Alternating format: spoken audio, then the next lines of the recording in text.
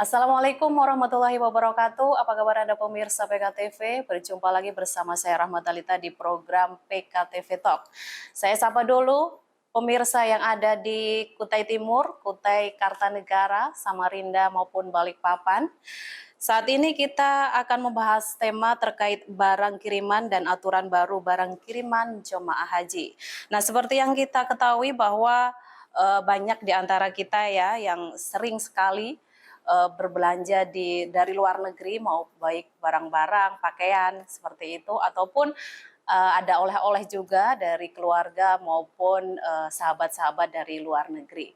Nah, pertanyaannya, apakah barang-barang itu lancar saja begitu? Tapi kan ada juga masyarakat yang mengalami kendala seperti kenapa sih kok ada bea cukai di situ? Ada juga kenapa harus bayar pajak, kemudian kenapa barang bisa tertahan. Nah, itu kita akan bahas nanti dengan sesuai tema kita kali ini.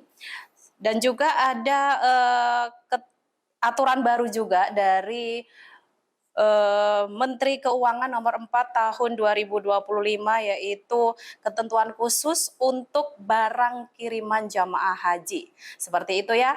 Nah, kita akan bahas tema tersebut bersama dua narasumber kita, yaitu ada Kepala Kantor Bea Cukai Bontang, ada Bapak Yusi Reza. Apa kabar Pak? Alhamdulillah. Baik Pak ya.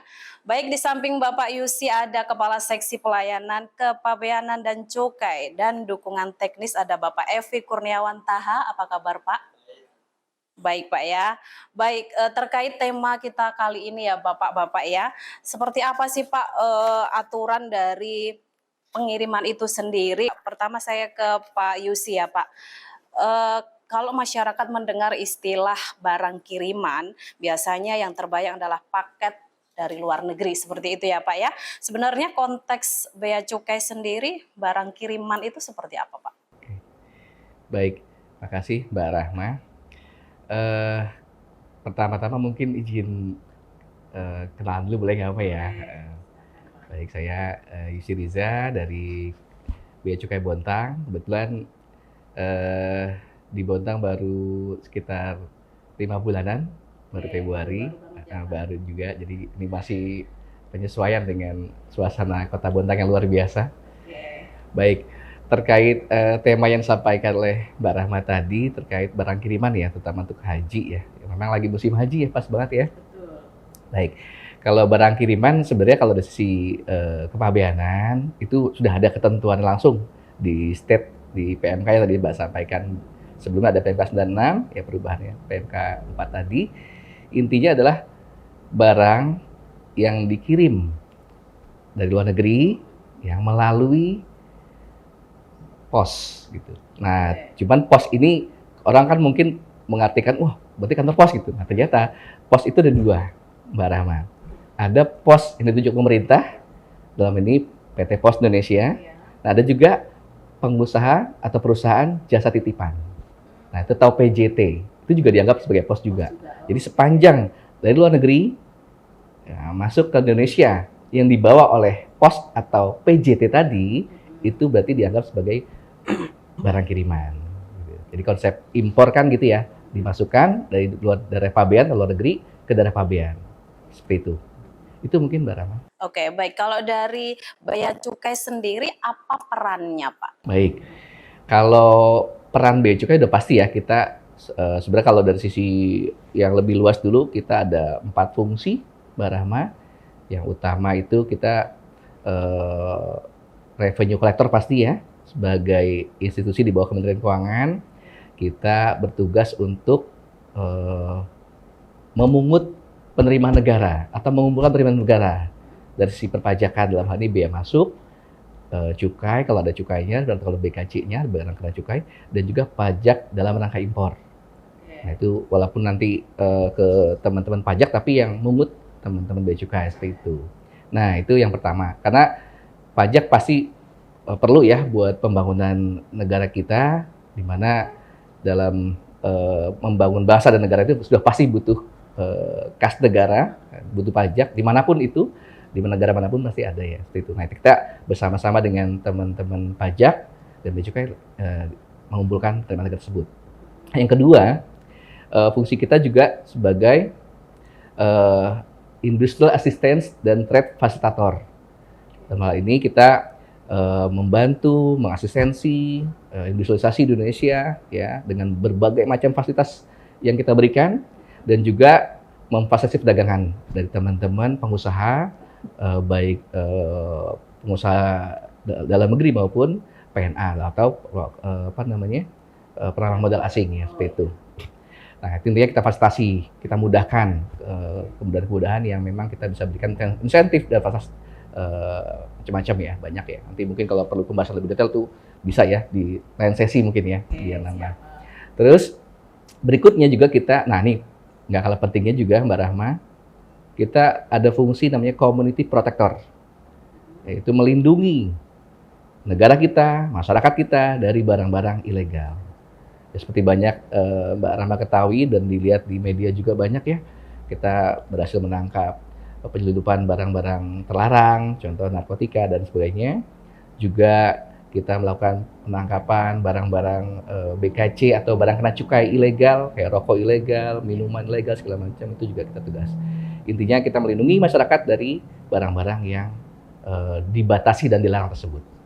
Itu mungkin, nah konteksnya dengan barang kiriman tadi karena konsepsi barang kiriman ini konteksnya impor ya, kalau bea cukai kan impor, kalau barang kiriman yang lokal, dalam hal ini misalkan Mbak Rahma ngirim dari Bontang ke Samarinda, Bontang Balikpapan, itu no isu dari si impornya. Tapi kalau ada barang kena cukai ilegal di situ baru kita bisa intercept di situ, karena BKC ilegal juga kita awasi gitu. Tapi konteks yang kita bahas sekarang adalah barang impor, itu berarti saat dia impor, saat dia dikirim dari luar negeri ke Indonesia, nah ketika masuk ke daerah pabean kita yang diwakili mungkin oleh teman-teman PJT tadi atau pos tadi, nah itulah bea cukai concern sudah dari situ. Karena sekali lagi ketika dianggap sudah barang impor masuk dari pabean, maka konsepsi utamanya adalah dia terhutang bea masuk. Konsepsi utama dulu nih, default utama. Namun demikian nggak semua juga gitu. Artinya ada barang-barang tertentu yang bisa dikecualikan atau bisa dibebaskan bea masuk. Contohnya adalah barang-barang kiriman untuk keperluan jamaah haji atau oleh-oleh saudara kita yang sedang pergi haji. Haji ya Pak ya, oke. Baik, saya ke Pak Evi ini sekarang Pak. Pak, kalau dari Peraturan Menteri Keuangan Pak ya, nomor 4 tahun 2025 kalau disampaikan dengan bahasa sederhana ini Pak, apa yang berubah dari aturan tersebut Pak? Baik, saya coba jelaskan. Pak Yusi menambahkan nih kalau sampai ada yang kurang nih. Yang pertama bahwa PMK nomor 4 tahun 2025 ini hadir untuk menjawab tantangan perubahan dan dinamika yang ada di masyarakat. Jadi dia PMK ini terbit ditandatangan di bulan Januari, berlaku di Februari. Ini merubah aturan yang baru, usianya baru 1-2 tahun sebelumnya di tahun 2023. Nah, apa yang berubah dari ini? Tadi karena saya sebut dia menjawab tantangan perubahan masyarakat ya. Karena memang secara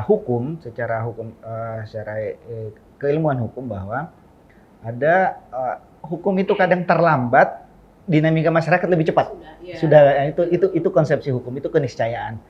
Nah, yang coba dihadirkan oleh Kementerian Keuangan, khususnya Direktorat Jenderal Bea dan Cukai, adalah mendekatkan perubahan ini, aturan ini ke dinamika masyarakatnya. Nah, sehingga dilakukan perubahan. Yang pertama, tentu dari segi pungutan fiskalnya diperjelas di situ. Kalau yang 96 banyak tarif, nah di sini disederhanakan menjadi tiga tarif saja, 3 tarif. Kemudian yang juga terkait definisi, sehingga penerjemahan aturan ini sama dari level atas sampai yang pelaksana di bawah.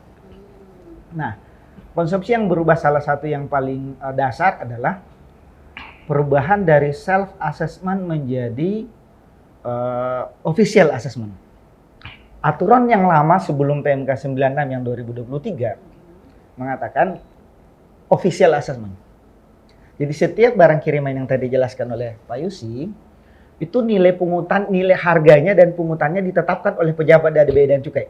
Sewenang-wenang kan? Bea Cukai ini bisa sewenang-wenang menetapkan nih. Nah, dinamika saat itu ada kecenderungan seperti itu. Sehingga dibuatlah aturan berubah menjadi self-assessment di tahun 2023. Masyarakat yang diminta untuk menyampaikan, menuliskan atau menjelaskan secara detail harga dari barang yang mereka kirim untuk ditetapkan Bea dan Cukai. Nah, konsekuensi dari itu adalah aturan lain bahwa kalau kamu menyampaikan tidak sesuai akan ada denda, konsekuensi karena kamu berbohong. Nah, kamu berbohong atau kamu tidak menyampaikan dengan benar. Nah, ini salah satu. Akhirnya timbul kembali dinamika-dinamika yang sampai banyak viral itu, yang pungutan sampai sekian puluh juta dan semacamnya. Itu timbul bukan karena pungutannya, tapi karena dendanya. Dinamika masyarakat. Kemudian akhirnya tadi dikembalikan kembali supaya pungutan dendanya tidak ada, maka dikembalikan ke official assessment. Tapi dengan penjelasan di pasalnya mengatakan masyarakat yang mengirim barang menyampaikan nilai barangnya, Bea dan Cukai menetapkan merujuk ke penyampaian tersebut. Dia ngambil ini nih, tengah-tengah nih antara yang Bea Cukai di awal yang hanya menetapkan dari satu sisi pihak, kemudian diserahkan ke masyarakat, timbul dinamika baru. Nah, dikembalikan, diambil tengah-tengahnya ke masyarakat, menyampaikan, ditetapkan oleh Bea dan Cukai tanpa adanya proses denda. Itu yang itu. Kemudian ada dinamika lagi di masyarakat. Dinamika apa? Tadi yang masalah pungutan terkait dengan hadiah perlombaan, sempat terviral juga tuh. Ini harus diartikan bahwa teman-teman di lapangan sebenarnya sudah menjalankan aturan yang berlaku saat itu. Tidak ada karena belum ada pengaturan. Oh, ada kebutuhan masyarakat nih. Nah, diterbitkan PMK ini untuk memberikan relaksasi ke barang hadiah. Bahwa barang hadiah bukan mendapatkan relaksasi ketika per satu hadiahnya, kemudian hadiah dan beberapa piala-pialanya tidak masuk dalam tidak dipungut biaya masuk dan semacamnya. Itu dikesannya itu. Ada dinamika yang berkembang lagi di masyarakat. Kita melihat kalau dulu jamaah haji kan boleh tuh jamaah haji dulu bawa barang sebanyak-banyak masuk ke kabin, ya kan? Bawa masuk ke bagasi dulu banyak kan. Akhirnya timbul pengaturan dari maskapai umpamanya atau dari pengaturan pemerintah Arab Saudi yang membatasi itu. Sehingga tentu banyak oleh-oleh yang sudah dibelanjakan oleh, kan kita senang belanja nih orang Indonesia nih kan, nggak terbawa ya. Nah, nggak terbawa jadinya, sayang. Kadang kita Indonesia itu senang membawa oleh-oleh bukan cuma untuk keluarganya tapi tetangga-tetangga di sana. Tertahan, tidak bisa ini. Akhirnya dengan PMK ini timbul ada solusi baru bahwa boleh dengan jasa pengiriman tadi ada pos, kemudian ada PJT, boleh. Nah, dengan ini diatur bahwa barang kiriman dengan kondisi tertentu oleh jamaah haji dengan kondisi tertentu tidak dia mendapatkan pembahasan itu tidak dipungut biaya masuknya. Nah, itu pengaturan-pengaturan yang muncul. Jadi sekali lagi PMK ini hadir untuk semakin mendekatkan aturan dengan kebutuhan masyarakat. Lebih memudahkan lah Pak. Lebih memudahkan. Oke. Boleh menambahkan nggak? Siap, ya, silakan karena tadi Pak. diperolehkan sama Pak Evi ya. Oke. Saya izin sedikit menambahkan dari Pak Evi, tadi udah luar biasa lengkap ya. Coba mungkin tadi Pak Evi menyampaikan yang ketentuan sebelumnya kan official ya Pak Evi ya. Nah ini saya mau izin menghaluskan Pak Evi ya. Mungkin bukan sewenang-wenang ya, tapi dianggap sewenang-wenang gitu. Padahal teman-teman Bea Cukai sebelumnya Sudah sesuai sebenarnya. Sudah. Kebetulan saya sebelum di Bontang ini di Soekarno-Hatta, Bapak Ibu ya, pemirsa semuanya. Jadi di Cengkareng saya tugasnya dari 2001 sampai 2026 kemarin, hampir 5 tahun di sana. Jadi yang sampaikan Pak Evi itu pas saat saya di sana itu saya ngalamin langsung sendiri dan seperti apa auranya, aura viralnya, aura netizen seperti apa itu saya ngalamin langsung. Jadi sebenarnya izin Pak Evi, kalau menurut saya kita tidak sewenang-wenang, cuman dianggap oleh masyarakat yang barangnya tertahan atau yang barangnya bermasalah itu seolah Bea Cukai sewenang-wenang. Padahal tidak juga, karena kita menetapkan nilai barang itu ada dasarnya. Apa dasarnya? Ya diantaranya pertama pasti yang disampaikan oleh yang bersangkutan, yang disampaikan oleh pihak PJT juga bisa, yang disampaikan oleh si masyarakat langsung bisa dengan invoice segala macam. Nah, hanya saja Bapak Ibu, pemirsa semuanya, nilai ini kita bandingkan dengan nilai wajar yang kita peroleh dengan database yang sudah kita miliki, yaitu macam-macam dari database harga juga kita ada, terus juga kita juga punya barang-barang yang sejenis serupa yang masuk juga melalui Bea Cukai Indonesia, juga via internet juga banyak. Nah, itu kita bandingkan. Kalau misalkan selisihnya masih wajar-wajar saja, so-so lah gitu, itu pasti nggak ada masalah. Tapi Bapak Ibu, kalau seandainya selisihnya jomplang, artinya nilainya yang diberlakukan itu sangat jauh, bahkan bisa 1/20, 1/100-nya. Ya ini mohon maaf, pasti teman-teman nganggap ini nggak wajar, sehingga ditetapkanlah oleh teman-teman Bea Cukai yang dalam hal ini PDTT ya, kalau pejabat di Barkir itu, barang kiriman itu PDTT, ini nilainya wajarnya itu nggak segitu. Namun demikian nggak langsung serta-merta kita putuskan juga. Biasanya ada semacam pemberitahuan ke masyarakat atau ke pemilik barang. Tolong dong disampaikan bukti-bukti pembeliannya. Artinya tidak selama sekali sewenang-wenang. Jadi upaya untuk menyampaikan informasi bahwa ini harganya, kita minta tolong dong dikasih bukti-bukti yang lebih kuat. Nah, itu yang kadang-kadang miss. Itu yang kadang-kadang bukti pembelian, betul. Itu yang kadang-kadang miss. Sampai dengan tanggal tertentu yang dibatasi, saya ulangi, sampai dengan tanggal tertentu yang diberikan batas. Misalkan dikasih waktu sekian hari itu untuk klarifikasi nilainya.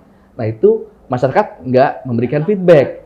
Nah, kalau udah nggak berikan feedback, ya otomatis kita menetapkan dengan harga yang kita punya. Dalam artian sekali lagi, harga wajar gitu. Yang kita miliki pasti ada dasarnya. Nah, begitu tadi yang Pak Evi bilang sampaikan itu betul ya. Jebret, apa bahasanya notul ya, dikasih pungutan biaya masuk sekian plus dendanya. Kenapa denda? Tadi itu karena ada sanksi tadi itu ya. Nah, itu yang katanya luar biasa gede. Itulah baru reaktif masyarakat bilang, wah, Bea Cukai sewenang-wenang, tapi nah itu jadi sebenarnya kita tidak sewenang-wenang, ada upaya-upaya yang kita lakukan secara sesuai ketentuan menyampaikan tersebut. Jadi endingnya ya namanya netizen kan apa ya bahasanya tuh, netizen maha apa tuh? Benar ya Pak ya.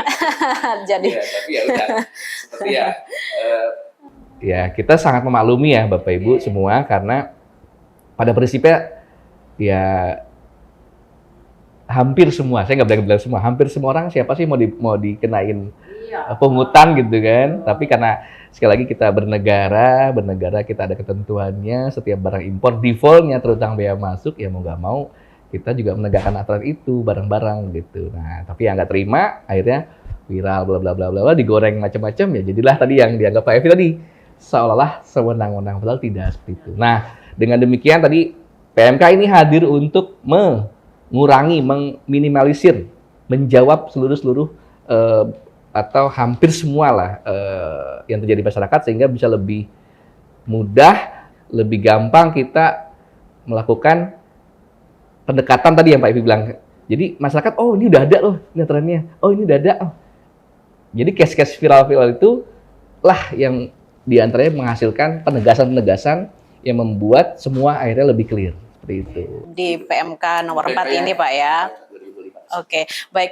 Pak, sebenarnya kalau dari barang kiriman atau barang bawaan daripada mungkin kalau kita sebut penumpang ya yang mau dari luar ke Indonesia gitu, sama nggak sih Pak? Kena ada aturan juga nggak sih Pak gitu?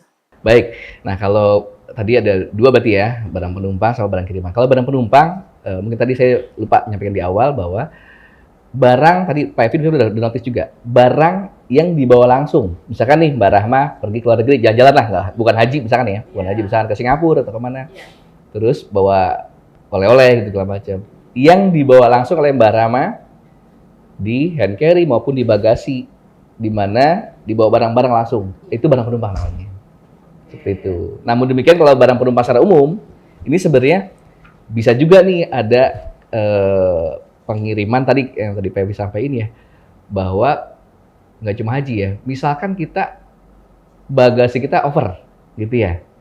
Bagasi kita over. Nah, terus akhirnya kita ngirimnya itu before or after. Nah, itu boleh juga. Jadi kalau barang penumpang umum lagi, barang penumpang umum itu bisa menjadi dua kategori. Yang pertama, barang yang langsung dibawa oleh Mbak Rahma dari luar negeri, ya tadi hand carry atau bagasi. Yang kedua, ketika mau dikirim duluan atau dikirim belakangan, itu boleh juga dianggap sebagai barang penumpang. Namun ada batas waktunya. Kalau untuk bandara atau pesawat udara ya, itu 30 hari sebelum kedatangan, misalkan Mbak Rahma tanggal 1 Juni datang, berarti 30 hari sebelumnya itu boleh dikirim duluan. Atau 15 hari setelah tanggal 1 Juni. Nah, itu dianggap masih barang penumpang juga. Nah, itu is okay. Bisa mengikuti ketentuan barang penumpang. Nah, cuman nilainya memang kalau ada pembebasan juga di situ ya. Sekali lagi, Bapak Ibu semuanya, barang-barang penumpang atau barang kiriman itu tidak semua kena biaya masuk gitu ya. Ada beberapa ketentuan yang bisa membebaskan biaya masuk tersebut. Contoh tadi barang penumpang yang tadi Mbak Rahma sampaikan, itu maksimal sebesar USD $500 ya, $500 FOB-nya. Nah, itu bisa dibebaskan biaya masuknya. Kalau lebih dari itu, nah baru kita kenakan biaya masuk aja. Nah, itu kalau seandainya kelebihannya sudah ada di bandara ini Pak ya. Nah, seperti apa Pak? Apakah kita harus pergi dulu ke pos mungkin seperti itu untuk melakukan kelebihannya atau seperti apa? Bentar, tadi belum lengkap saya. Yang barang penumpang itu tadi ya. Barang penumpang tadi yang dibawa oleh penumpang langsung. Nah, ada yang kedua adalah barang kiriman. Barang kiriman itu nggak dibawa langsung. Jadi Mbak Rahma misalkan mau kapanpun, mau Mbak Rahma nggak keluar negeri pun, itu bisa. Misalkan beli online ya, atau ngirimin barang dari luar negeri ke Indonesia tanpa ada penumpang, itu nggak ada masalah dan nggak ada batas waktunya. Itu barang kiriman tadi ya saya bilang. Nah, tadi case-nya sekarang kalau seandainya Mbak Rahma datang ke Indonesia, anggaplah di Soekarno-Hatta gitu, terus bawa barang yang lebihi nilai itu gitu ya. Nah, sebentar. Kalau barang penumpang ini ada dua kategori dulu, kita bagi dulu ya. Yang pertama, barang keperluan personal use ya, atau kebutuhan memang perbekalan sehari. Memang bawa contoh perlengkapan pribadi segala macam dan lain sebagainya, perbekalan lah gitu. Nah, yang kedua adalah barang non personal use. Artinya ini memang ya mohon maaf bukan barang pribadi, bukan barang buat perbekalan. Contoh nih, misalkan Mbak Rahma ya udah kita karena ini PKT ya, saya ambil contoh PKT. Misalkan dari perusahaan PKT menugaskan pegawainya ke luar negeri, tiba-tiba tolong dong titip spare part mesin ini segala macam. Oke, itu sering kayak gitu, ada beberapa perusahaan yang kayak gitu. Ini bukan PKT tapi ya, ini saya ambil contoh PKT misalkan. Nah, untuk barang-barang yang dititipkan oleh perusahaan untuk dibelikan oleh pegawainya di luar negeri, saat dia masuk ke Indonesia, nah itu bukan barang personal use namanya. Artinya mohon maaf, itu berapapun nilainya harusnya default-nya kena terutang biaya masuk. Yang dibebaskan sebesar $500 itu adalah yang personal use untuk perbekalan bepergian, kayak kebutuhan pribadi segala macam silakan. Oleh-oleh pun juga sebenarnya personal use tidak ada masalah. Gitu. Tapi kalau non personal use, ya mohon maaf, itu kena pajak, kena biaya masuk seperti itu. Oke, berarti itu nanti larinya ke harus dikirim gitu ya Pak, barang kiriman ya? Nggak masalah. Oh nggak apa-apa, tapi kena biaya itu tadi. Iya, saya ulangi lagi ya. Kalau barang kiriman sekali lagi nggak ada mengikat kita, nggak berbarengan dengan kita ya. Ya, jadi terpisah dari barang penumpang. Kalau barang penumpang memang yang dibawa Mbak, gitu. Kalau misalkan lebih gimana? Lebih dari $500. Sekali lagi, $500 itu adalah pembebasan biaya masuknya. Kalau lebih dari itu ya nggak apa-apa, bayar biaya masuk. Tinggal datangin, nanti kan pasti saat Mbak datang ke bandara, itu kan habis dari imigrasi, bea cukai itu. Nanti habis ngambil apa namanya, bagasi, nah ada bea cukai, sekarang udah pakai itu ya. Jangan lupa nanti, sekarang nih, All Indonesia, aplikasi All Indonesia, kalau dulu namanya ECD, Electronic Custom Declaration, ECD. Nah sekarang udah disatukan dengan imigrasi segala macam, jadi All Indonesia. Nah itu nanti kita isi aplikasinya, kalau memang bawa barang itu, disampaikanlah di aplikasi tersebut, di isian tersebut, form tersebut, bahwa bawa barang yang non personal use misalkan, atau bawa barang yang melebihi $15, sampaikan di situ. Nanti saat nge-tap, pas saat mau keluar bea cukai, nanti ada RO namanya, RAW, di tap. Nah itu ketahuan Bapak Ibu memang declare barang tersebut. Nah itu langsung nanti diarahkan ke bea cukai. Di situ ada bea cukai juga, cuma maksudnya diarahkan ke tim kami yang memang menangani pembayaran kayak seperti ini. Seperti loketnya seperti ini, ada tim kami nanti silakan nanti tinggal clearance di situ. Misalkan perlu bayar bea masuk dari selisihnya sekian ya tinggal bayar. Dan bayarnya Bapak Ibu di situ sangat-sangat mudah. Kenapa? Karena dari selisihnya itu misalkan Mbak Rahma bawa yang nilainya $600 gitu misalkan ya. Berarti kan selisihnya kan 100 tuh. Ya tinggal $100 itu aja yang dikenakan bea masuknya. Dan nggak $100, itu bea masuknya sebesar 10% gitu. Jadi 10% dari Barang tersebut. dari nilai tersebut, dari itulah bea masuknya. Plus PPN ya seperti itu. Nanti bayar langsung masuk ke billing ke kas negara. Jadi nggak perlu, dan mohon maaf tidak ada bayar ke teman-teman bea cukai, nggak ada. Ya apa nggak ada sama sekali. Kita udah sangat mudah ya billingnya langsung ke kas negara. Jadi nanti pas saat Bapak Ibu transfer ya via mobile banking segala macam itu pastikan itu memang ke kas negara. Kalau clear udah langsung dapat bukti bayarnya, udah selesai. Itu udah memenuhi kewajiban kita sebagai warga negara, yaitu bayar bea masuk dan pajak. Itu udah clear. Silakan mau dibawa ke luar bandara udah Sudah aman ya Pak ya. Baik pemirsa, kita akan lanjutkan perbincangan kita tentang barang kiriman. Sepertinya semakin menarik ya untuk kita bahas. Namun kita akan jeda terlebih dahulu. Tetaplah di PKTV Talk.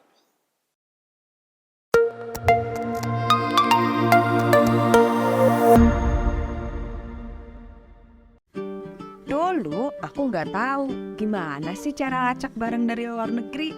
Atau jangan-jangan ada kewajiban yang belum terpenuhi. Tapi sekarang aku udah ketemu solusinya. Buka web Bea Cukai, masukin nomor resinya dan keluar semua informasinya. Semua beres karena tinggal tracking aja.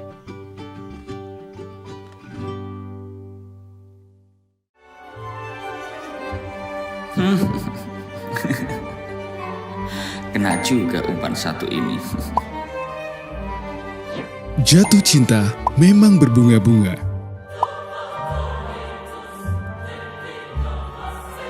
Buat hati, lupa segalanya. Tidak semua cinta membawa bahagia. Bisa juga datang petaka. Apa aku transfer aja ya?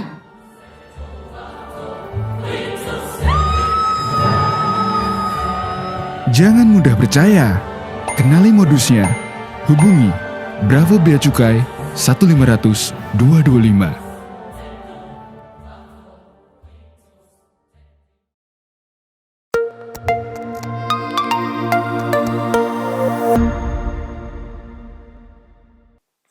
Terima kasih pemirsa, Anda masih bersama kami di PKTV Talk. Kita akan lanjutkan perbincangan kita tentang barang kiriman dengan Kepala Bea Cukai dan juga Pak Evi ya, selaku Kepala Seksi Pelayanan Kepabeanan dan Cukai dan Dukungan Teknis. Baik, saya ke Pak Evi nih Pak. Sekarang saya akan bahas tentang barang dari jemaah haji nih Pak. Seperti apa Pak aturannya? Karena kan dari PMK sendiri sudah ada relaksasi gitu seperti itu. Nah, seperti apa Pak? Siap. Jadi memang bahasanya di sini adalah relaksasi ya, relaksasi untuk menjawab kebutuhan masyarakat. Yang pertama dari barang kiriman jamaah haji ini, dia tentu harus dikirim oleh satu jamaah haji. Dan tentu negaranya sudah pasti. Nah kan, kalau ke tempat lain bukan haji namanya. Kemudian pengiriman pertama paling cepat ke Indonesia itu setelah keberangkatan kloter pertama. Kalau tadi barang penumpang lain kan bisa tadi 30 hari kan, nah, 30 hari. Kalau ini enggak. Paling lambat, paling cepat setelah keberangkatan kloter pertama.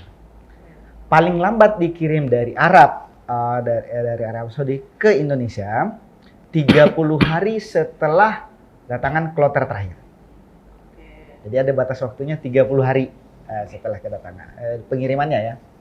Itu. Kemudian dia dibatasi satu paket per pengiriman. Satu paket saja. Untuk 2 kali pengiriman. Jadi ketika mengirim ya satu paket saja, satu paket dengan ukuran 60 lebar, kemudian lebar 60 kali 60 kali tinggi 80. Ada pembatasan. Nah, tentu ada dari kantor pos dan jasa titipan pasti sudah mengatur itu terkait dengan batasan itu. Nah, kemudian satu per pengiriman untuk jamaah haji dan boleh mengirim 2 kali.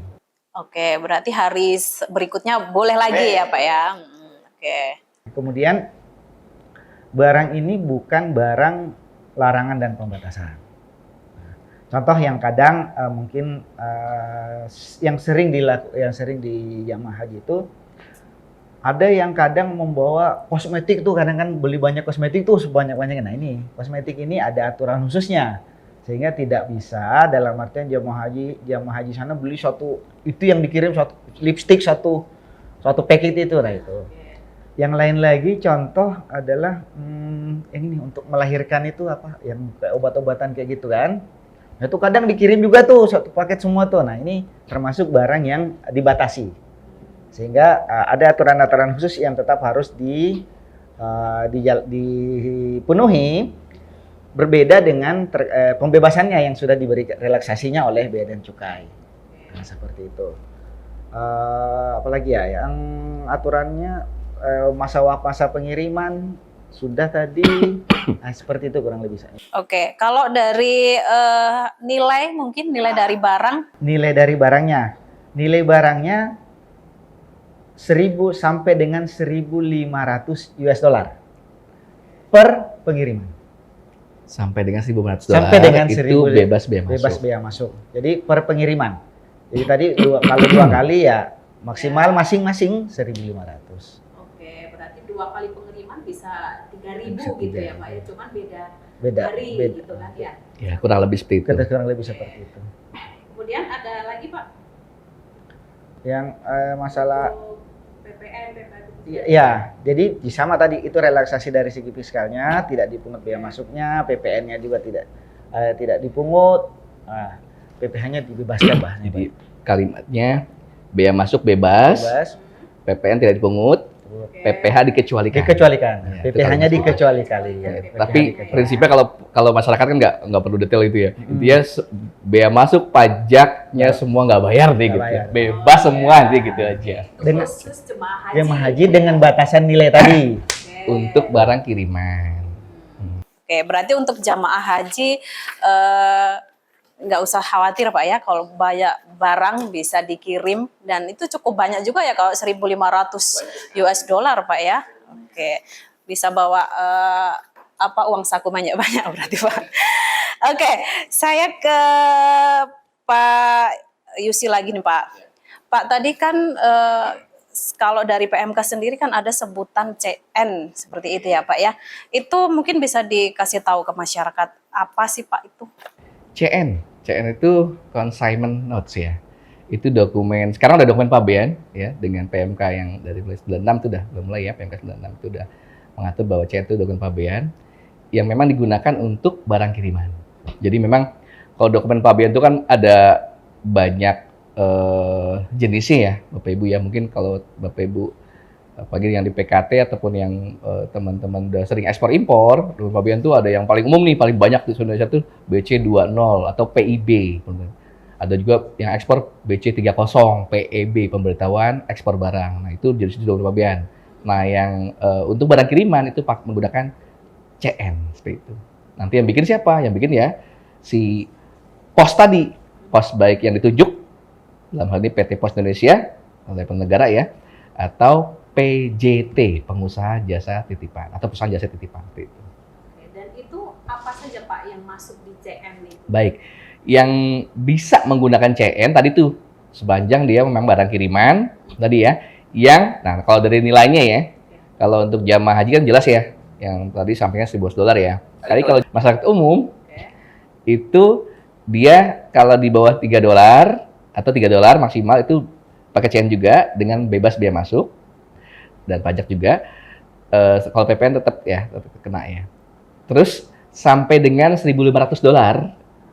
itu masih bisa pakai CN. Tapi kalau udah di atas $1.500, ini jamaah umum sekali lagi, nggak bisa lagi pakai CN. Dia harus pakai PIB atau PIBK. Seperti itu. Berarti memang dari pengirim sendiri harus memperhatikan CN itu dulu Pak ya. Apa saja yang harus dilengkapi gitu-gitu ya Pak ya. Kalau untuk pengirim sebenarnya lebih simpel ya, karena kan kalau konteksnya barang kiriman, berarti kan dia biasanya cuma berhubungan, berkoordinasi dengan si pihak PJT-nya atau posnya. Nanti yang ngurus tuh nanti posnya atau PJT-nya. Nah, cuman memang betul dokumen pelengkap pabean namanya, itu kayak invoice, dokumen pembelian itu memang harus disiapkan oleh si pemilik barang atau pengirim barangnya di sana gitu. Buat sebagai pelengkap CN nanti yang diajukan oleh si pengusaha jasa titipan atau pos tadi, seperti itu. Harus lengkap. Kalau nggak lengkap nanti ada itu.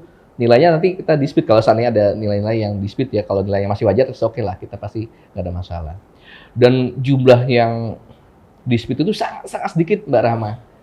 Ya, di Soekarno-Hatta ya, pas kami bertugas di sana, bahkan Pak Evi juga di Soekarno-Hatta dulu ya, itu ribuan harian, bahkan puluhan ribu ya bisa Pak Evi ya.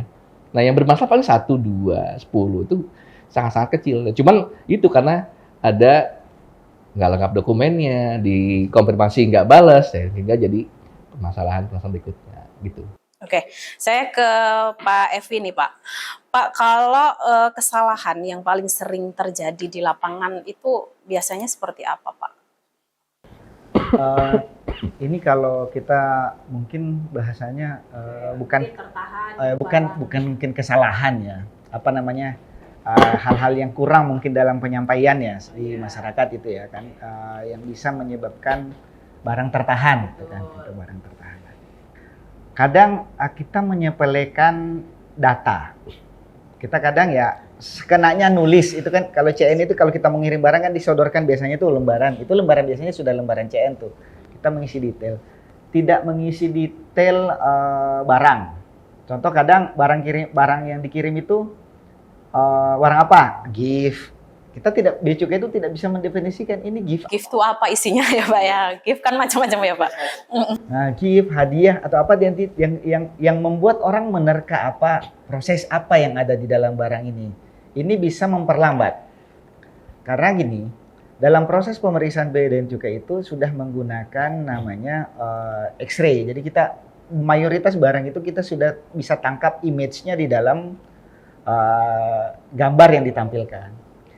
Sehingga ketika kita melakukan pemeriksaan, kita membandingkan apa yang diberitahukan dengan image yang tertangkap. Ya. Kalau kita jelas, contoh nih, kita menyebutkan handphone, kami mengirim handphone, makanya tangkap di layar handphone. Oh, handphone sudah sesuai, sudah ini. Nah, kemudian ketika disebut gift, ini bingung membandingkan antara image dengan barang. Akhirnya apa? Bisa saja pemeriksa melakukan tindakan lebih lanjut. Meminta petugas posnya atau minta petugas titipan untuk dilakukan pemeriksaan mendalam. Nah, barangnya dibuka. Bukan oleh Bea dan Cukai, tapi oleh petugas pos dibuka untuk dilihat oleh petugas isinya apa. Sehingga tahapannya menjadi lebih panjang. Nah, masyarakat sebenarnya sangat bisa dan sekarang sangat bisa memantau barangnya itu dalam tahapan apa. Kalau sudah punya nomor CN, kemudian masuk ke website barang kiriman Bea Cukai akan tampil halaman biasanya di Google itu pertama tuh, barang kiriman Bea Cukai akan tampil website Bea dan Cukai. Ketika dia memasukkan nomor CN, sudah ada tuh tahapan detail tuh. Sedang proses pemeriksaan dokumen, proses pemeriksaan fisik, detail tuh loh anunya, tahapannya. Karena sistemnya sudah barcode, setiap berpindah dari satu meja ke meja yang lain, itu barcode dalam proses tahapan ini. Nah, sekali lagi, ketika tidak diberitahukan detail, bisa jadi ada tindakan tambahan lanjutan yang membuat lebih lama. Itu satu. Kemudian tadi disampaikan oleh Bapak juga, Pak Yusi, sebuah benda diberitahukan harganya tidak wajar. Ya kan, tidak wajar. Sehingga Bea dan Cukai harus melakukan aksi mencari mencari data pembanding yang wajar untuk bisa menentukan berapa nilai barang tersebut. Tapi kalau sudah diberitakan wajar dalam artian memang istilahnya kan tadi puluhan ribu ya. Bea Cukai itu melihat barang itu bisa jadi berulang. Oh ini kemarin, ini ada masuk lagi hari ini ada masuk, berulang terus itu. Iya. Jadi saking seringnya bisa jadi beberapa barang itu kita lihat beberapa kali dalam sebulan oleh pembeli atau pengirim yang berbeda. Nah bisa ada satu dua yang tidak seragam, tidak ini jauh dari yang diberitakan yang lain. Akhirnya ada aksi tambahan mencari nilai wajarnya. Nah, ketika proses ini ada waktu lagi yang lebih panjang. Oke, kemudian ada lagi yang lain. Tidak detail menyampaikan dokumen pendukung yang ada batas waktunya. Contoh ketika dia ngirim piala atau apa yang hadiah tadi, tidak ada detail disampaikan ke pengirim ke jasa titipannya bahwa ini hasil perlombaan apa. Kalau sudah diberitahukan dan lengkap disampaikan di situ, bisa di-trace langsung, itu akan lebih cepat dibandingkan dengan Bea Cukai harus menerbitkan surat pemberitahuan untuk dikonfirmasi. Ada jeda waktu lagi. Nah ini. Nah, jadi bukan sekali lagi mungkin ini bukan kesalahan, hanya karena kita satu menggampangkan mungkin atau kita kurang teliti dalam mengisi dokumen yang ada di CN seperti itu. Berarti memang faktanya itu tidak dipersulit seperti itu ya Pak ya? Dokumen itu sudah sangat banyak, barang itu yang kami harus periksa itu sangat banyak. Itu mempersulit diri sendiri di kami ketika kami harus menahan 1-2 barang. Oke. Sebenarnya itu bukan cuman orang yang penerima barang yang merasa pun, yang memeriksa pun akan mempersulit dirinya sendiri. Nah, sehingga kami tuh berharap semua sudah diberitahukan detail, image sesuai dengan yang diberitahukan. Enak itu kerja tuh setiap hari. Kurang seperti itu. Oke, pengennya dari Bea Cukai pun barangnya lancar-lancar aja Pak ya, karena banyak yang diteliti juga seperti itu ya. Oke, baik nanti kita akan lanjutkan Pak ya. Saya ingin jeda terlebih dahulu. Baik pemirsa, kita akan lanjutkan perbincangan kita tentang barang kiriman. Sepertinya semakin menarik ya untuk kita bahas. Namun kita akan jeda terlebih dahulu. Tetaplah di PKTV Talk.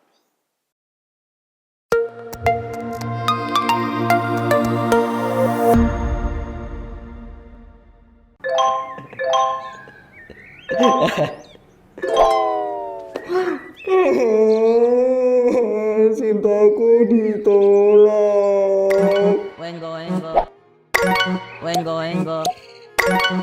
Wengo.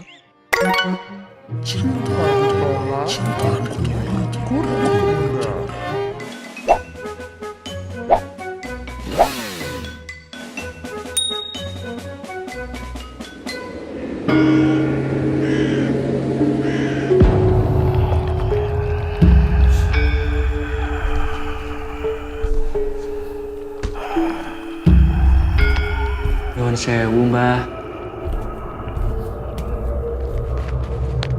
Mbah, semua persyaratan sudah saya siapkan. Kopi hitam, kembang 7 rupa, dan rokoknya. Rokok polos, palsu ya? Iya, Mbah, yang murah. Ya udah nggak apa-apa.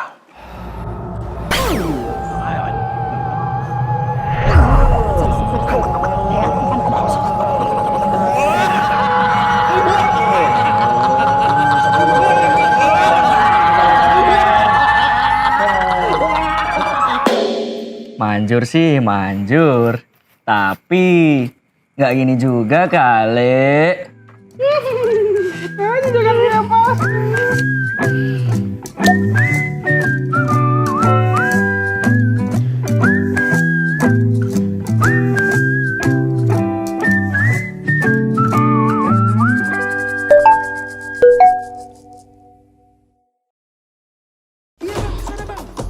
Kenali, ini Mintal. Mintal adalah anak yang selalu ingin tahu. Hobinya bertanya. Bang! Apaan? Buruan nanyanya. Bang, gimana sih cara cek posisi paket dari luar negeri? Mana gua tahu. Jangan bertanya. Bu! Apa tampan? Cara hitung tarif barang kiriman dari luar negeri gimana sih? Pada tahu nggak? Apaan sih kagak jelas? Ayo, gue antar ke yang jelas-jelas aja.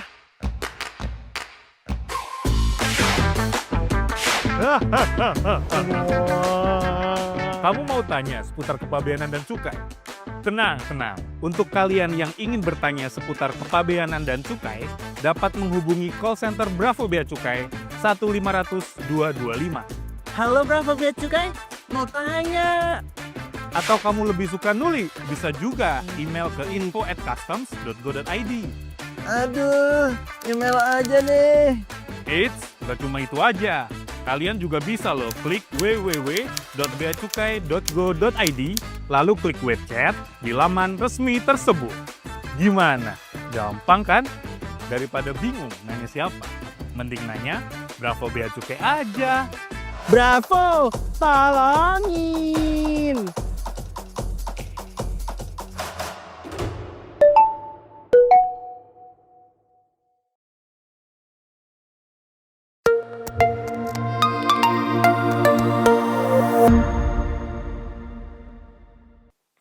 Terima kasih pemirsa, Anda masih bersama kami di PKTV Talk. Kita akan lanjutkan perbincangan kita tentang barang kiriman dengan Kepala Bea Cukai dan juga Pak Evi ya, selaku Kepala Seksi Pelayanan Kepabeanan dan Cukai dan Dukungan Teknis.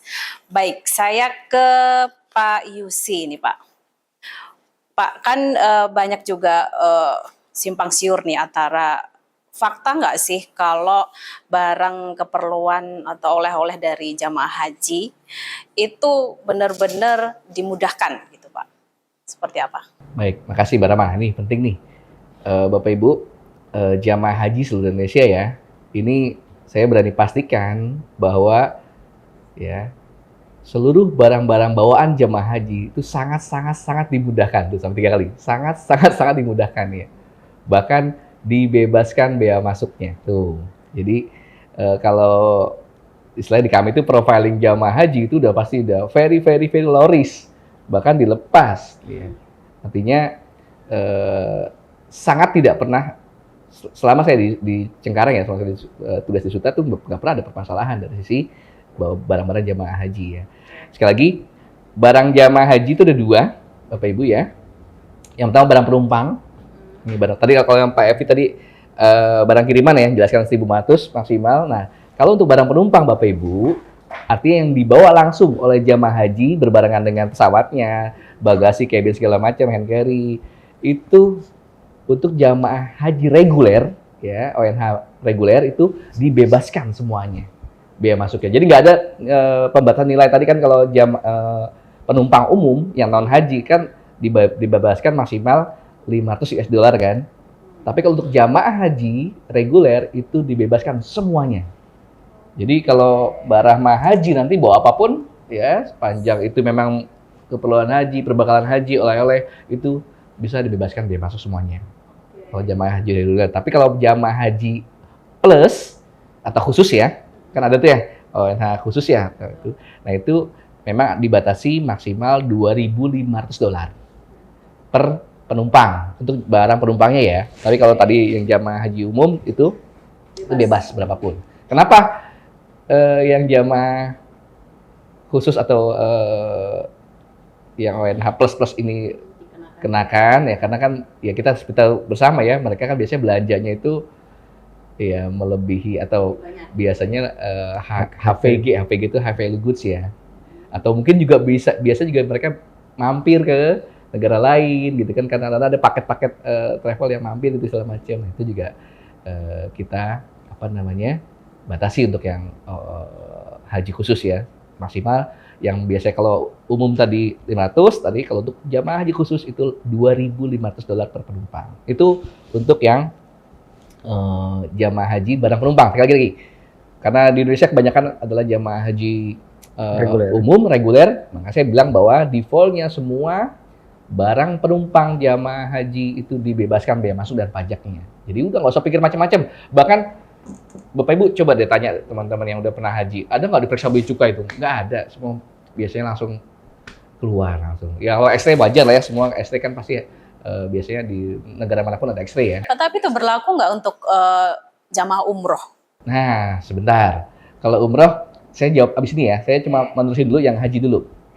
Tadi kalau untuk yang barang penumpang haji itu clear, bisa sangat bermudah. Nah, yang saya Pak Evi tadi saya garis bawahi ulang lagi bahwa ada barang yang dikirim before or after tadi itu silakan boleh juga. Nah, cuman kalau barang kiriman yang jamaah haji itu dibatasin maksimal tadi $1.200 per pengiriman dan maksimal 2 kali pengiriman. Ya, saya pikir itu sangat besar. Tadi Mbak bilang itu besar banget kan, nilainya luar biasa besar ya. Dan tuh kita pasti mengambil angka itu sudah berdasarkan riset dan pemetaan juga bahwa biasanya memang tidak lebih dari itu. Seperti itu. Jadi sangat-sangat dimudahkan dan dibebaskan biaya masuknya. Seperti itu ya. Jadi itu. Nah, pertanyaan Mbak Rama yang kedua tadi, gimana umroh gitu ya. Nah, kalau umroh sekali lagi kita pakai profiling. Ya, sekali lagi selama saya bertugas di Soekarno-Hatta, jamaah umroh pun termasuk kategori yang very low risk. Gitu ya. Artinya ya ini mohon maaf banget ini. Haji umroh mau ngapain sih gitu kan? Apa sih yang dibawa? Fokusnya kan ibadah. Fokusnya kan kita mendekatkan diri pada Allah ya, pada Tuhan Yang Maha Esa. Artinya nggak ada tuh pasti niatan mau belanja, mau barang ini udah pasti kita udah tahu bahwa orang-orang ini penumpang-penumpang soleh-solehah semua, nggak mungkin bawa macam-macam gitu. Jadi pasti ya udah cenderung dimudahkan. Nah, cuman sekali lagi kadang kan umroh ada umroh plus-plus juga. Ya, umroh plus-plus ini, nah biasa kita lihat nih kan dari passenger list-nya atau dari pesawatnya nih mampir kemana kan ada tuh. Nah itu biasanya mereka kita bukannya kita persulit, enggak, tetap kita mudahkan, cuman di profiling bahwa ini biasanya bawa barang-barang yang bernilai tinggi. Nah itu dia biasanya declare, beberapa jamaah juga jujur dia declare gitu. Dan kalaupun memang mereka nggak declare, kalau mereka ternyata memang ada yang bawa melebihi itu ya kita sampaikan dengan cara baik. Pasti mereka cenderung nggak ada resisten kok, mereka karena lagi orang ke haji umroh itu ternyata ibadah, pasti tingkat keimanannya itu lagi tinggi-tingginya gitu, sejujur-jujurnya nyampaikan. Jadi sekali lagi sangat dimudahkan juga kok. Bahkan di Soekarno-Hatta ya, saya nggak tahu di bandara lain, itu ada line khusus, ya, jalur khusus untuk yang umroh. Kalau haji udah pasti ada terminal haji khusus bahkan ya, ada terminal khusus untuk haji. Kalau untuk umroh, jalur untuk umroh itu disediakan sendiri. Jadi antriannya pun, mohon maaf, jangan kan biaya masuk segala macam. Dari antriannya pun kita berikan khusus. Yang kalau penumpang umum itu ada beberapa line itu, biasa kalau lagi peak season tuh ngantri luar biasa. Tapi untuk umroh dikasih yang paling pojok ya, sebelah kiri ya, itu langsung bisa sangat mudah. Jadi nggak usah khawatir Bapak Ibu kalau pergi haji pergi umroh, udah yakin Bea Cukai itu sangat bantu, sangat fasilitasi, sangat bisa menjadi sahabat yang sangat baik buat Bapak Ibu semuanya, gitu ya. Baik, sekarang saya ingin studi kasus nih Pak, contoh kasus ya, saya ke Pak Evi dulu Pak. Ini Bu Siti mengirim oleh-oleh 3 kali nih Pak, masing-masing nilainya 500 USD. Itu siapa Bu Siti? Bu Siti itu adalah di rumahnya saya ya Pak ya. Nah, apakah semuanya mendapat relaksasi itu Pak? Bu Siti ini adalah jamaah haji ya? Iya, oke. Tadi di ketentuan barang kiriman jamaah haji sudah jelas. 1 paket per pengiriman, 1 paket dengan nilai maksimal 1.500. Ibu Siti tadi mengirim 500 saja Pak. 500, tapi 3 paket. Tapi 3 paket. 3 paket. 3 paket. Nah, kita nanti ini yang akan bisa istilahnya gini. Karena sudah diberitahukan maksimal 1 paket, dikirim 3, biasanya inilah yang terjadi hambatan di lapangan. Oke.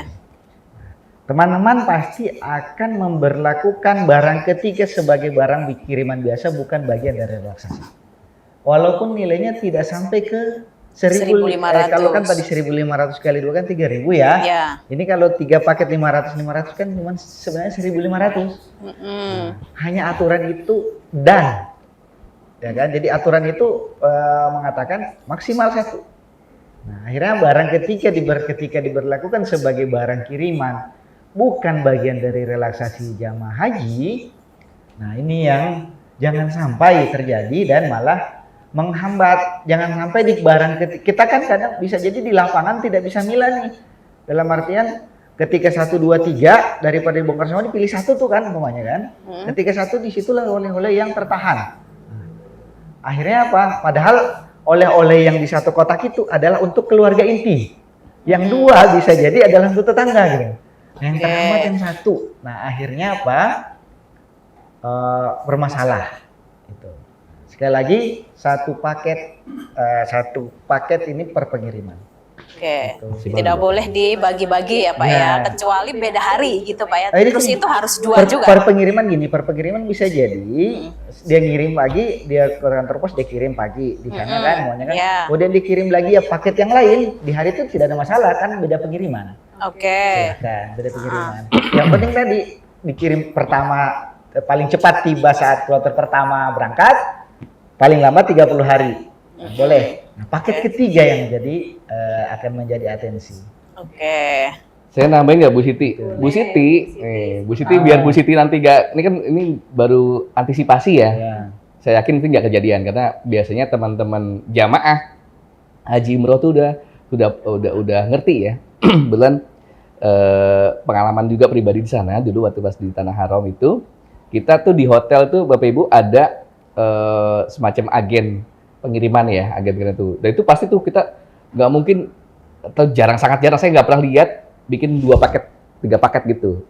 Semua dibundel satu karung gede gitu. Ya mungkin tadi ukuran tadi PB sampaikan ya, sekian itu. Nah, udah jadi satu aja, satu paket semuanya, jangan dipecah-pecah gitu. Itu yang pertama. Dan yang kedua Bu Siti biasanya kan kalau dari namanya nih mungkin udah berkeluarga ya, kemungkinan ya, sama suaminya atau keluarganya. Nah kalau mama mau kirim banyak, jangan satu nama. Misalkan mau kirim 4 paket, kan nggak ada masalah. 2 paket Bu Siti, 2 paket lagi nama Bapak Siti. Nama suaminya, apa anaknya. Gitu, itu satu trik ya. Triknya tapi trik yang sesuai ketentuan, yang tidak menyalahi ketentuan. Atau nih, ini lagi, barangkali ini ada saudaranya, keluarga besarnya, udah pakai nama itu aja, misalnya aman. Yang nggak boleh tadi adalah satu nama, beberapa paket ya, membeli 2 paket tersebut. Jadi insya Allah Bu Siti, ini teman-teman jamaah haji terutama ya, umroh juga, biasa dikasih pengarahan tuh sama pembimbingnya untuk terkait gitu. Insya Allah mudah-mudahan nggak kejadian seperti itu. Gitu ya. Atau bisa juga Pak kalau di satu paket itu di kotak-kotak sendiri tapi dibikin satu, nggak masalah kan Pak ya. Yang penting kan tidak melebihi dari 1.500 itu tadi ya. Oke, baik, saya ke kasus kedua nih Pak. Saya ke Pak Yesi lagi nih. Pak, ini Pak Ahmad sekarang Pak. Sedang menunaikan ibadah haji. Bukan suaminya Bu Siti ya? Beda lagi nih Pak. Ini yang mengirim oleh-oleh senilai 1.200 nih Pak. Di pengiriman pertama, 1 kemasan dan ukurannya sesuai nih Pak. Bagaimana perlakuannya? 1.200 ya berarti aman. Masih aman ya Pak ya? Masalah. Karena masih 1.200 ya. Aman. Oke. Baik, saya ke Pak Evi nih Pak. Pak, kalau satu pengiriman berisi 2 kemasan, boleh ya Pak ya? Tadi 3 kemasan aja boleh, yang penting disatukan kotaknya ya. Oke, baik, sebenarnya masyarakat sudah begitu jelas Pak ya. Yang penting intinya jangan melebihi 1.500. Itu aja, mau itu dikotakin 3, dikotakin 2, aman aja gitu Pak ya. Baik, mungkin yang terakhir Pak, ada pesan untuk masyarakat terkait barang kiriman ini ataupun para jemaah haji nih nantinya yang mau berangkat ini untuk berhati-hati soal barang kiriman pulang ini. Kali ini udah pulang nih. Sudah pada pulangan juga ini Pak, ke tahun depan. Oke, seperti apa? Baik, Mbak Rama, makasih. Bapak Ibu, pemirsa TV PKTV di rumah semuanya, pada prinsipnya kami dari Direktorat Jenderal Bea Cukai, ya, saya pikir semua pegawai di seluruh Indonesia Bea Cukai itu pasti insya Allah siap dan selalu bersiap untuk mensupport, mendukung jamaah haji Indonesia di manapun, ya, di bandara manapun, ya, di pelabuhan manapun, kita siap mendukung, melayani dengan sangat-sangat baik ya. Dan terlebih tadi saya sampaikan di awal bahwa ini adalah delegasi atau tamunya, apa tuh bahasanya tuh, tamunya Duyufur Rahman ya, tamu dari Tanah Haram yang luar biasa, diundang oleh diundang langsung oleh Tuhan, oleh Allah Subhanahu Wa Taala untuk bisa hadir ke sana. Udah pasti kita juga sangat memudahkan perjalanan para jamaah dan juga saat pulangnya. Jadi nggak usah khawatir terkait bea cukai, terkait barang-barang impor, baik yang dibawa oleh barang penumpang maupun barang kiriman, pasti kita juga sangat mudahkan. Sekali lagi, untuk barang penumpang, Bapak Ibu, free berapapun ya, dibawa oleh jamaah haji reguler, dibebaskan bebas siapapun.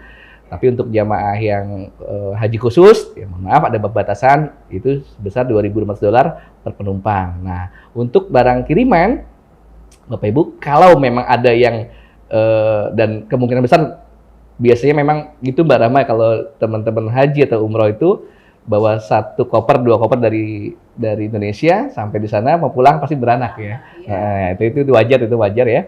Buat oleh segala macam itu dibolehkan juga, silakan before atau after, sebelum atau sudah keberangkatan ya, dengan pembatasan atau dibebaskan biaya masuk dan pajaknya itu sebesar maksimal untuk $1.500 per pengiriman, dan maksimal itu 2 kali pengiriman. Dan prinsipnya Bapak Ibu silakan menggunakan insentif atau fasilitas kemudahan yang diberikan oleh kami, jangan sampai melebihi juga ya. Kalau melebihi nanti pasti ya kita akan sesuaikan dengan ketentuan yang berlaku. Itu mungkin dari kami. Mungkin dari Pak Evi, silakan.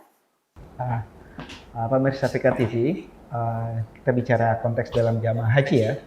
Insya Allah akan pulang dan tahun-tahun mendatang insya Allah akan berangkat juga haji. Yang pertama, ketika kembali jangan berlebihan. Dari kasus-kasus yang sebelumnya sudah kita lihat, ada yang sampai viral dengan emas segala macam yang ada di badan ditampilkan, sangat berlebihan, dan ternyata itu bisa mengundang permasalahan setelahnya, mengundang masalah juga. Dan bisa tadi ternyata yang dipasang-pasang itu juga bukan emas asli, sehingga apa? Itu bisa dalam artian menimbulkan fitnah untuk diri sendiri. Nah, itu sekali lagi, ketika kembali ke tanah air jangan berlebihan. Fasilitas-fasilitas yang ada melalui khususnya dari PMK 04 ini, PMK ini terkait dengan relaksasi untuk jamaah haji dan tadi untuk barang hadiah itu silahkan dimanfaatkan dengan baik, dan tadi ketentuan-ketentuan ini hanya berlaku ketika semua dalam batas normal. Ketika ada barang yang masuk dalam pembatasan, dibatasi atau dilarang, maka yang berlaku adalah ketentuan pembatasan dan larangannya. Ketika tadi saya sudah sebut spill di awal, yang obat-obatan, yang semacamnya, nah itu. Ini mohon sekali lagi pesannya adalah kita manfaatkan fasilitas yang ada dan tidak berlebihan. Baik, kemudian mungkin bisa saya tambahkan untuk dokumen harus sejujur-jujurnya itu Pak ya. Sampaikan. Oke, baik, terima kasih. Satu lagi boleh nggak? Oh, ada, boleh, silahkan. Closing tapi sangat penting nih buat masyarakat nih. Saya lupa tadi menyampaikan Bapak Ibu. Baik, silakan. Sekarang masih ada fenomena boleh saya bilang itu penipuan ya. Bapak Ibu hati-hati kalau seandainya ada WhatsApp, telepon atau SMS yang mengatasnamakan bea cukai dimanapun, dan terlebih dia langsung minta transfer jumlah tertentu ke rekening tertentu yang bukan rekening kas negara, sekali lagi rekening pribadi, dan disertai juga dengan ancaman-ancaman. Mereka tuh tahu tuh data Bapak Ibu ada impor barang ini segala macam, ketahan itu modus mereka seperti itu. Nah, padahal belum tentu juga, atau juga mungkin data itu udah yang lalu atau mungkin existing, tapi yang jelas ketika itu terjadi, ada WhatsApp ataupun apapun yang di email segala macam yang mengatasnamakan oknum bea cukai, itu sudah pasti 1000% saya bilang itu pasti penipuan. Terlebih dia sampai minta transfer jumlah tertentu, itu sudah penipuan. Nah, langkah utamanya apa? Laporkan itu ke polisian, nggak masalah. Nah, yang kedua, Bapak Ibu silakan menghubungi kantor bea cukai setempat. Nah, nanti misalkan di Bontang silakan ke kami, silakan, nggak masalah. Nanti karena akan kami korespondensikan dengan teman-teman bea cukai tempat barang tersebut berada. Karena tadi sampaikan Pak Evi, itu barang sangat kita mudah tracing dengan kalau CN dengan AWB-nya pun nomor AWB bisa. Ya, nanti kami akan bantu tracing keberadaan ataupun klarifikasi status barang Bapak Ibu tuh sampai mana dan sebagainya. Intinya jangan sampai ada transfer apapun ke siapapun. Ya, saya yakin tuh pasti penipuan dan itu bukan oknum, bukan orang bea cukai pasti. Kalau orang bea cukai pasti nggak akan berada seperti itu karena udah pasti kita udah memahami itu penipuan. Jadi hati-hati, jangan langsung terpercaya. Lebih dia ngancam-ngancam akan dipolisikan, akan dipidana segala macam, itu banyak ya Mbak Rahma ya. Bahkan tetangga saya pun juga, saudara saya ada beberapa yang kena juga, tapi alhamdulillah begitu konfirmasi saya bilang itu penipuan. Jadi hati-hati, kita hari gini ya, kita harus lebih hati-hati. Itu mungkin dari saya, makasih. Yang penting jangan ada transfer itu tadi Pak ya, karena kalau sudah transfer nggak kembali itu Pak Umum ya. Oke, baik, terima kasih Pak Yusi dan juga Pak Evi sudah meluangkan waktunya. Semoga kita bisa ketemu di dialog-dialog selanjutnya Pak ya. Sehat-sehat selalu Pak. Terima kasih. Baik pemirsa, demikian tadi obrolan kita dengan Bea Cukai terkait barang kiriman. Tentunya masyarakat sudah paham ya, sudah panjang lebar tadi kita sampaikan. Dan kita akan berjumpa kembali di program PKTV Talk di episode selanjutnya. Terima kasih. Wassalamualaikum warahmatullahi wabarakatuh. Sampai jumpa.